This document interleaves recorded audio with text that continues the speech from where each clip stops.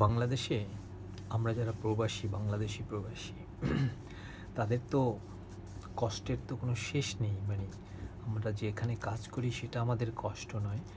যখন আমরা দেশে যাই বা দেশ থেকে যখন আসি, যখন আমরা দেশে যাই তখন শাহজালাল বিমানবন্দরে যাওয়ার আগ অবধি আমরা নিজেকে খুবই সিকিউর ফিল করি, যে দেশ থেকেই যে গিয়ে থাকি বাংলাদেশে। যতক্ষণ আমরা ল্যান্ড না করি, ল্যান্ড করার পরে আমাদেরকে আর নিজেদেরকে সিকিউর মনে হয় না যে আমি এখন আমার দেশে আসছি, আমি আরও বেশি সিকিউর। না, তখন আমি আরও বেশি পরিমাণ, বেশি মাত্রায় ভীত সন্ত্রস্ত থাকি।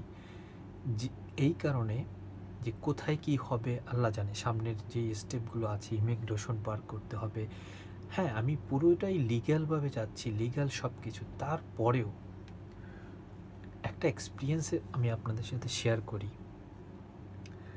যেহেতু আমাদেরকে অনেক মূল্যায়ন করা হয়, আমরা রেমিটেন্স যোদ্ধা, আমাদের রাজনৈতিক অভিভাবকরা তাদের বিভিন্ন সময়ের ভাষণগুলোতে। তো একবার আমি দেশে ছুটিতে গিয়েছিলাম, তখন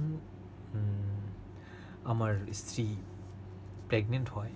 তো হয়তো আমি তখন মাস 3 ছিলাম দেশে। তারপরে আবার আমি ফিরে আসি। ফিরে আসার পরে আবার যখন আমার স্ত্রীর ডেলিভারি হয় তখন আমি আবার দেশে যাই। তো খুব সম্ভব 6 মাস পরেই আমি গিয়েছিলাম।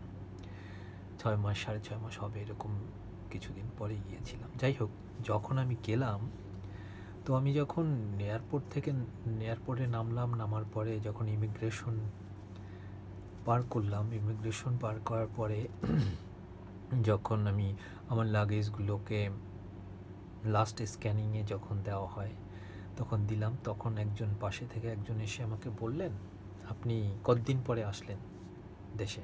কোথায় থাকেন? কোথায় থাকেন? দুবাই। কোথা থেকে আসছেন? দুবাই থেকে। তারপরে এখন কতদিন পরে আসলেন? দেখি আপনার পাসপোর্টটা। আমি পাসপোর্টটা দিলাম। তো বললাম 6 মাস পরে। 6 মাস?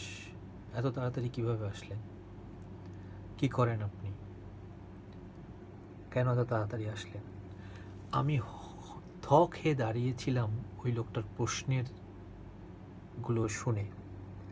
আমাকে সে জিজ্ঞেস করছে, আমার দেশেরই আমার একজন এয়ারপোর্ট কর্মকর্তা আমাকে জিজ্ঞেস করছে আমি কেন 6 মাস পরে দেশে আসলাম, আমি কি করি, আমার বৃত্তান্ত ডিটেলস আমি তাকে দিতে হবে, তাকে দিতে হবে। আমি মানে আমার প্রশ্ন হলো, আমি কেন এগুলো দেবো, বা আমি কেন তার সাথে আমি কথা বলবো, কি কারণে? সব ডিটেলস যখন আমি এয়ারপোর্টে ল্যান্ড করি, যে কোনো এয়ারপোর্টে কোনো যাত্রী যদি ল্যান্ড করে, ল্যান্ড করার আগে ওই প্লেনে যত যাত্রী আছে সবার ডিটেলস ওই এয়ারপোর্ট অথরিটিকে দেওয়া হয়। এটা যারা জানেন না তাদেরকে বলে রাখছি, ওই এয়ারপোর্ট অথরিটিকে দেওয়া হয় এই প্লেনে কতগুলো যাত্রী আছে, এই যাত্রীগুলোর পুরো ডিটেলস ওইখানে দেওয়া হয়। তো সব কিছুই তো আমার ইমিগ্রেশন থেকে আমাকে চেক করা হয়েছে, আমি কতদিন পরে এসেছি, কেন এসেছি, না এসেছি, সেগুলো ইমিগ্রেশন আমি পার করে চলে আসছি। তারপরে কেন একজন থার্ড পারসন এসে আমাকে এগুলো জিজ্ঞেস করবে? যাই হোক, তারপর আমি তাকে বললাম, আমি তখন একটা কোম্পানিতে চাকরি করতাম।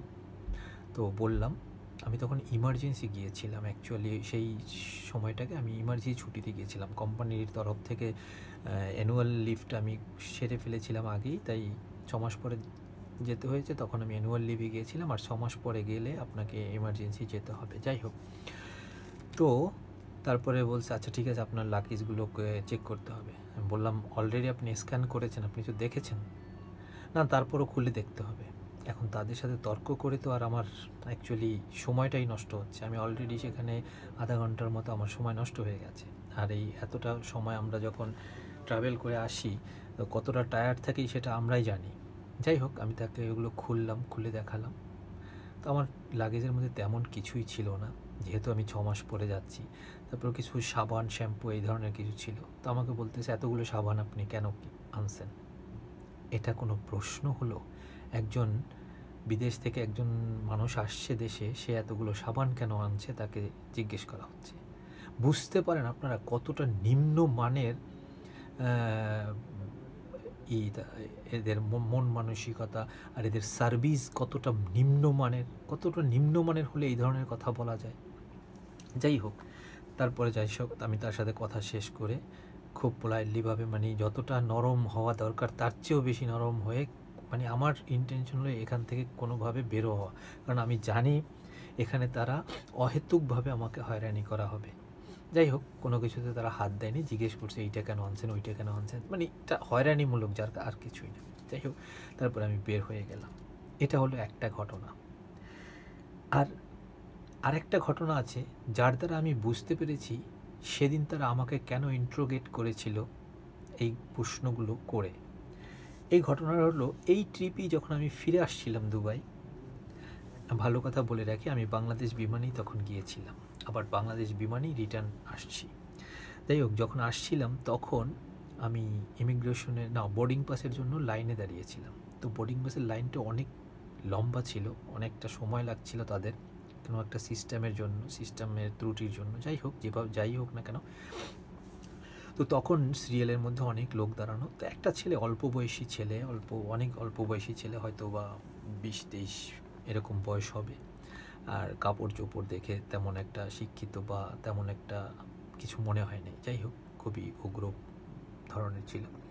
তো সেই ছেলেটা বারবার একবার লাইনের এখান থেকে ঢুকে, একবার ওখান থেকে ঢুকে, মানে এক এক সময় এক অ্যাটিটিউডে কথা বলে। তো অনেক মুরব্বীরাও লাইনে ছিল, তারা বলতেছে, বাবা তুমি এইভাবে করতেছো কেন, তুমি তোমার লাইনে দাঁড়াও, তুমি কেন একবার এখানে একবার ওইখানে, একবার এখান থেকে লাভ দাও, ওইখানে সুস্থে দাঁড়াও।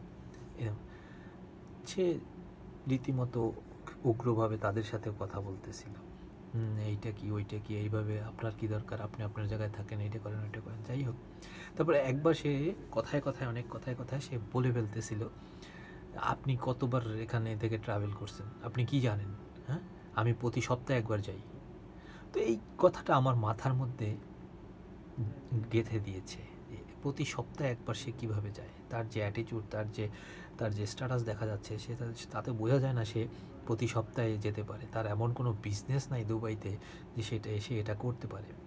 যাই হোক, প্রতি সপ্তাহে হয়তো সে কথার কথা একটু বেশি বাড়িয়ে বলেছে, মিনিমাম তারা তো সে মাসে একবার যায়, বা 2 মাসে 3 মাসে, এরকম কিছু। তো অনেক চিন্তা ভাবনা করে দেখলাম, অ্যাকচুয়ালি এই ধরনের লোকেরাই, এই ধরনের ছেলেরাই কি করে, তারা গোল্ড পাচার করে। তারা এই সপ্তাহে একবার বা মাসে একবার তাদেরকে পাঠানো হয়, তাদের তো আর কোনো খরচা লাগে না, তারা উপরন্তু আরও পয়সা পায়। হ্যাঁ, এই ধরনের কিছু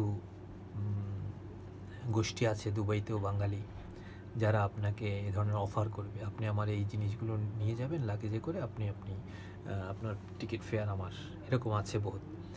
দুবাইতে আপনি যদি কখনো এসে থাকেন, আর যদি দুবাই টার্মিনাল 1 থেকে যান, অ্যাকচুয়ালি বাংলাদেশ বিমানের ট্রিপগুলো, আমাদের বাংলাদেশ বিমানের যাত্রীগুলো টার্মিনাল 1 থেকেই বেশিরভাগ যায়। তো সেখানে আপনি গেলে বেশিরভাগ বাঙালিই পাবেন, আর সেখানে দেখবেন কিছু বাঙালি ছেলেরা আছে এখানে ঘুরঘুর করে, আপনাকে এসে বলবে, মানে সারা লোক দেখেই বলে, লোকটাকে মাপে, যাত্রীটাকে, তারপরে বলে যে আমি আপনাকে কিছু গহনা দিব, আপনি এটা নিয়ে যাবেন, আপনাকে এই পরিমাণ টাকা দেবো, ওখানে গিয়ে আপনার নাম্বার আমি দিয়ে দেবো, ওইখানে গিয়ে আমার লোক আছে, সে আপনার কাছ থেকে নিয়ে নেবে। এই ধরনের অ্যাপ্রোচ করে তাদেরকে দেয়া হয়। বা কিছু ব্যবসায়িক আছে এখানে, যারা বিভিন্ন ধরনের সরঞ্জাম কিনে একটা লাগেজ করে একজন মানুষের সাথে পাঠিয়ে দেয়। সেগুলোর মধ্যে অনেক ধরনের জিনিস থাকে, ল্যাপটপ, মোবাইল, সাবান, গোল্ড, এই ধরনের। যাই হোক, এই ধরনের কিছু হয়। তো এই ধরনের জিনিসগুলো ওই বাংলাদেশ এয়ারপোর্টেও ঘটে থাকে, আর তার জন্যই এই ধরনের অ্যাটিটিউড বা এই ধরনের ইন্টারোগেট করা হয় এয়ারপোর্টে, বাংলাদেশ এয়ারপোর্টে। তো এটা অ্যাকচুয়ালি তারাও অনেকটা না জেনে শুনেই করে ফেলে। আর তারা হয়তো লোক দেখলেই তো আর বোঝা যায় না যে কোন মানুষটা ভালো, কোন মানুষটা খারাপ। তো তারা সন্দেহবশতভাবেই অনেক কিছু করে থাকে, এবং এই সব জিনিস করতে গিয়ে তারা একটু বেশি কিছু করে থাকে। আর যেখানে তারা অনেক ধরনের খারাপ কিছুর আশ্রয়ও নিয়ে থাকে, মানে এটা তো তাদের একটা দায়িত্ব, আর এই দায়িত্বটা তাদের করা দায়িত্ব, ঠিক আছে, কিন্তু এই দায়িত্বটা পালন করতে গিয়ে তারা মাঝে মধ্যে অনেক যাত্রীকে এত পরিমাণ হয়রানি করে, যাতে তাদেরকে, আপনি এটা নিতে পারবেন না, ওইটা নিতে পারবেন না, এটার জন্য আপনাকে এই ফি পে করতে হবে, ওপি পে করতে হবে, এই ধরনের অনেক কিছু করে থাকে যেগুলো অতিরঞ্জিত। তো এগুলোর জবাবদিহিতে আনা উচিত আমি মনে করি। হ্যাঁ, তারা তাদের দায়িত্বটা পালন করে আমি বুঝি, কিন্তু দায়িত্বটা শুধু মানে তাদের যে একটা চোরের সাথেও সে যেইভাবে অ্যাটিটিউড দেখায়, সেইভাবে কথা বলে, আর একটা ভালো মানুষের সাথেও সে ওইভাবেই কথা বলে, ধমক দিয়ে কথা বলে। আপনি কেন ধমক দিয়ে কথা বলবেন একজন যাত্রীর সাথে? এটা তো ঠিক না। যাই হোক, এটা একটা আমার এক্সপিরিয়েন্স আপনাদের সাথে শেয়ার করলাম। হয়তো আপনারাও যদি বাংলাদেশ বিমানে গিয়ে থাকেন বা বাংলাদেশ এয়ারপোর্ট পাসিং করে থাকেন, তখন আপনারাও হয়তো কিছু না কিছু, ছোট না বড়, এরকম কিছু না কিছু এক্সপিরিয়েন্স, আপনাদের অভিজ্ঞতা আছে। তো কী আর করা, হয়তো তারা ইচ্ছে করেই করে না, তাদেরও একটা দায়িত্ব, কিন্তু দায়িত্ব পালন করতে গিয়ে অতিরঞ্জিত করে ফেলে, যেটা অনেকটাই কাম্য নয়।